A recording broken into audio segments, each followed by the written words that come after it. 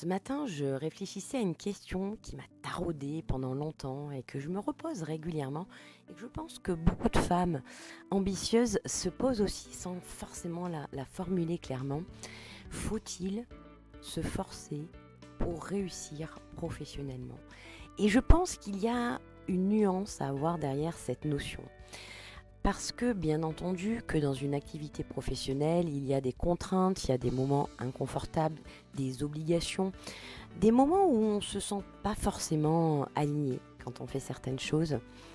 Mais quand le fait de se forcer devient un fonctionnement quotidien, ce n'est plus de la discipline. C'est le signe qu'il y a quelque chose de plus profond.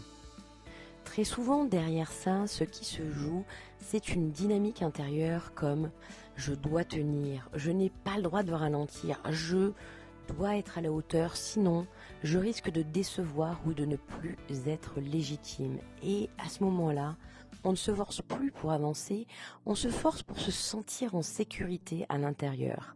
C'est là que commence l'épuisement, l'anxiété et les combats intérieurs avec soi-même.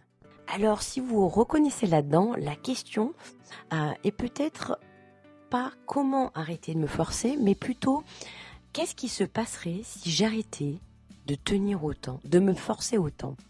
Et à partir de la réponse, je pense que vous pouvez avoir deux chemins. Deux chemins tout aussi pertinents les uns que les autres en fonction de la situation dans laquelle vous vous trouvez. Le premier chemin, c'est de redonner du sens à ce que vous faites, de voir ce que vous construisez en faisant cette chose qui aujourd'hui est difficile et désagréable pour vous. Par exemple, si vous n'aimez pas prendre la parole en réunion, peut-être que ça peut faire quand même sens parce que ça vous permet d'apprendre à mieux vous exprimer, à gagner en liberté professionnelle et à devenir celle qui crée une vie qui lui ressemble un peu plus par la suite.